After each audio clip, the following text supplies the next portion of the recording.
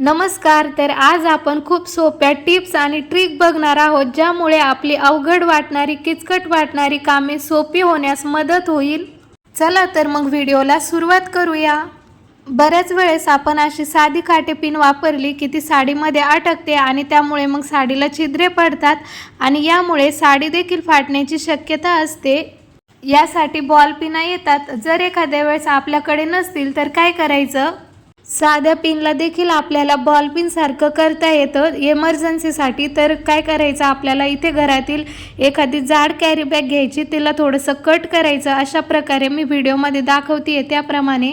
Plastic ऐवजी तुमच्याकडे जर रबर असेल किंवा एखादा छोटा मणी असेल, तो सुद्धा तुम्ही इथे वापरू शकता. आणि आता बघा, हा छोटासा भाग आपल्याला असा या ठिकाणी टाकायचा आहे. यामुळे काय होतं ना, तो जो सर्कल असतो ना, तर त्यामध्ये आपल्या साडीचा अजिबात दोरा जात नाही आणि यामुळे आपली ही साधी छोटीशी पिन आपलं बॉल पिन सारखं काम करू शकते. आपण जेव्हा ही साडी पिन लावतो ना, तर यामुळे काय होतं, जो गोल भाग असतो ना पिनीचा, तर तो पूर्णपणे बंद होतो आणि त्यामध्ये दोरा अडकत नाही. तर नक्की ट्राय करून बघा तुम्ही पण, आणि जास्तीत जास्त जणांपर्यंत शेअर करा. यानंतरची आपली टिप आहे, मसाले डब्यामधीलचे पदार्थ पावसाळ्यामध्ये अगदी ओलसर व्हायला लागतात आणि जिरे खूप जास्त लवकर ओलसर होतात. तर यासाठी काय करायचं, जिरे आणि मोहरी दोन्ही एकत्र ठेवायचे. यामुळे जिऱ्याला ओलसरपणा येत नाही. आणि जर तुमचे मसाले डब्यामधील मसाले सुद्धा ओलसर होत असतील तर काय करायचं, अशा प्रकारे एक पॉलिथिन घ्यायची, तिला कट करायचं आणि जे झाकण आहे मसाल्या डब्याचं त्यावरती ती अशी लावायची. यामुळे काय होतं, अजिबात आतमध्ये हवा जात नाही आणि आपले मसाले जशाच तसे राहतात कोरडे. यासाठी आहे ना, एकदम पातळ कॅरी बॅग लावा, जेणेकरून झाकण व्यवस्थित बसेल, आतमध्ये हवा जाणार नाही. आणि हो, तुम्ही हा व्हिडिओ कोणत्या गावातून किंवा कोणत्या शहरातून बघताय ते मला कमेंटमध्ये नक्की कळवा, जेणेकरून मला कळेल की माझा व्हिडिओ कुठे कुठे पोहोचलाय. यानंतरची आपली टिप आहे किचन टॉवेलसाठी. किचनच्या टॉवेलचा आपण सारखा वापर करत असतो आणि ओलसरपणामुळे याचा वास यायला लागतो आणि मग याला सारखं धुवून काढावं लागतं. एकतर आपलं कामही वाढतं आणि पावसाळ्यामध्ये हे लवकर वाळत सुद्धा नाही. यासाठी मी तुम्हाला एक खूप महत्त्वाची टिप सांगणार आहे, ज्यामुळे तुमचे कपडे तुम्हाला धुवतही बसावे लागणार नाही आणि कपडे तुम्हाला वाळलेले सुद्धा मिळतील. यासाठी एक जुना कपडा घ्यायचा आहे. कोणताही जुना कपडा तुम्ही घेऊ शकतात. आपण असे जुने कपडे फेकून देतो किंवा काहीही पुसण्यासाठी आपण ते वापरत असतो, पण खास किचनसाठी काय करायचं, एखादा जुना कपडा स्वच्छ धुवून घ्यायचा आणि मग तो किचनसाठी असे छोटे छोटे त्याचे तुकडे करून ठेवायचे. तुम्हाला जेवढे छोटे मोठे पाहिजे असतील तेवढे तुम्ही कट करू शकता. एखाद्या डब्यामध्ये किंवा एखाद्या पॉलिथिनमध्ये किंवा इकडे तिकडे तुम्ही हे ठेवू शकता. आणि तुम्हाला जेव्हा पाहिजे तेव्हा त्यातला एक असा तुकडा काढायचा, जिथे किचनमध्ये ओलसरपणा असेल, जिथे तुम्हाला काही पुसायचं असेल, तर तेव्हा तुम्ही या कपड्याने असं पुसून घेऊ शकता. यामुळे काय होतं, आपले जे किचनचे कपडे असतात ना, तर ते जास्त खराब होत नाही आणि मग आपल्याला त्याला सारखं धुवत बसायची गरज पडत नाही. आता आपण हे जे जुन्या कपड्याचे छोटे छोटे तुकडे बनवले होते ते आपण पुसून आणि फेकून देऊ शकतो. याचं रियूज करायची गरज पडत नाही, कारण हे जुनेच कपडे असतात, फेकून देऊ शकतो. आणि यामुळे काय होतं, आपले किचनचे कपडे सारखे धुण्यामध्ये आपला वेळ जात नाही आणि त्याचसोबत आपले किचन टॉवेल मेन म्हणजे जास्त खराब होत नाही. नक्कीच तुम्ही पण जुन्या कपड्याचे असे छोटे छोटे तुकडे बनवून ठेवा. नक्कीच तुम्हाला पण ते इकडे तिकडे वापरता येतील. ते तुमचे मेन कपडे आहे ते सारखे ओले होणार नाही आणि त्यामधून वास येणार नाही. ट्रिक आवडली असेल तर जास्तीत जास्त शेअर करा. असे प्लॅस्टिकचे डबे आपण काही ना काही ठेवण्यासाठी वापरत असतो, पण आपण याचा खूप आज भन्नाट आणि आगळा वेगळा उपयोग करणार आहोत. यामुळे तुमची खूप मोठी समस्या दूर होईल. तर याला मी चमच्याला गरम करून छिद्र पाडलेली आहेत. तसं तर याचं झाकण थोडंसं लूजच असतं, त्यामुळे मी याला थोडेफारच छिद्र पाडलेले आहेत. तुम्ही जर प्लॅस्टिकची बॉटल वापरत असाल तर त्या बॉटलला थोडेसे छिद्र पाडा. त्यानंतर आपल्याला यामध्ये टाकायचा आहे तेजपत्ता, एक चमचा मीठ आपल्याला यामध्ये टाकायचं आहे. त्यानंतर कापूर टाकायचा. यामधील सगळ्या गोष्टी आपल्या घरी असतातच, पण नसेलच एखादी गोष्ट तर ती तुम्ही स्किपही करू शकता.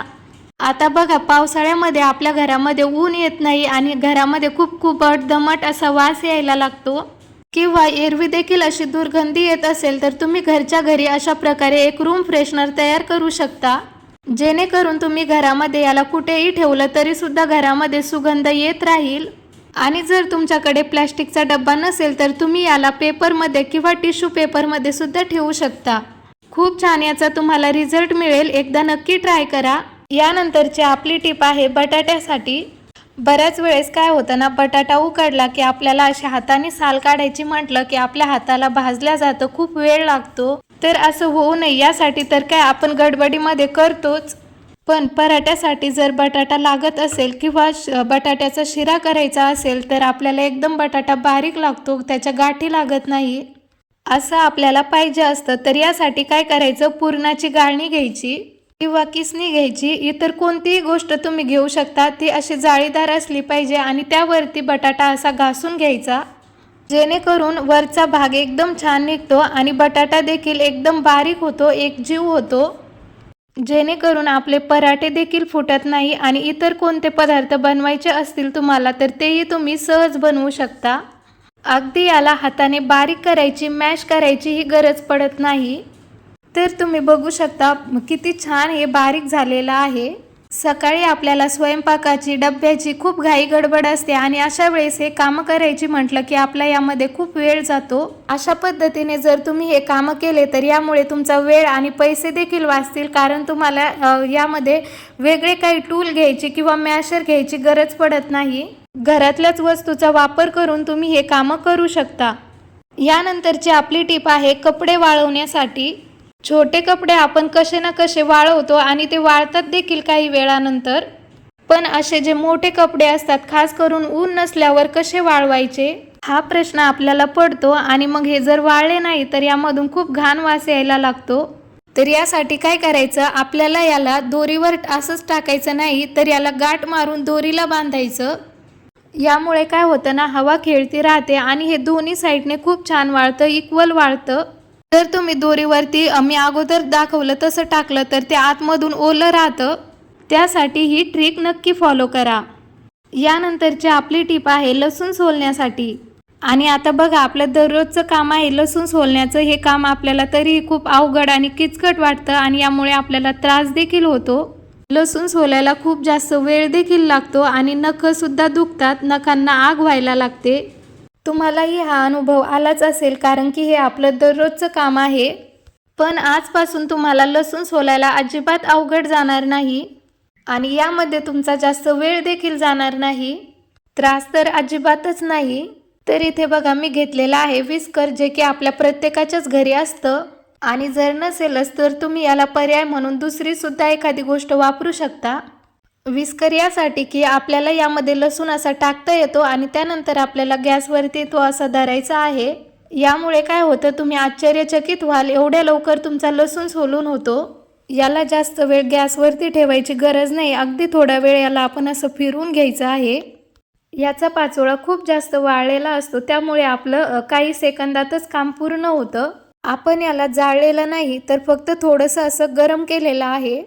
यानंतर आपल्याला याच्या अशा कळ्या काढायच्या। कळ्या अगदी आपण असं बोटाने जरी त्यावरती फिरवलं, त्यामध्ये जो मऊपणा आलेला असतो गरम केल्यामुळे, त्यामुळे काय होतं, त्यावरती जो मऊपणा आलेला असतो त्यामुळे तो भाग सहज अलगद बाहेर निघतो आणि अजिबात वेळ देखील लागत नाही। बघू शकता हे आपलं काम किती सोपं होत आहे। नखांना तर त्रासच होत नाही आणि त्यासोबत वेळ देखील लागत नाही। जर तुम्हाला हे बोटाने काढायचं नसेल तर सरळ ह्या लसणाच्या ज्या कळ्या आहेत तर त्या एखाद्या कपड्यामध्ये घ्या आणि त्या कपड्याला असं फिरवून घ्या हाताने, जेणेकरून लसणाच्या कळ्या वेगळ्या होतात आणि पाचोळा बाजूला होतो। एकदा नक्की ट्राय करून बघा, खूपच सोपी पद्धत आहे। मी तर नेहमी ह्याच पद्धतीने लसूण सोलून ठेवते, तेही खूप कमी मेहनतीमध्ये आणि कमी वेळेमध्ये आपण भरपूर लसूण सोलून ठेवू शकतो। तर यामधली तुम्हाला सर्वात जास्त कोणती टीप आवडली ते मला कमेंट करून नक्की सांगा।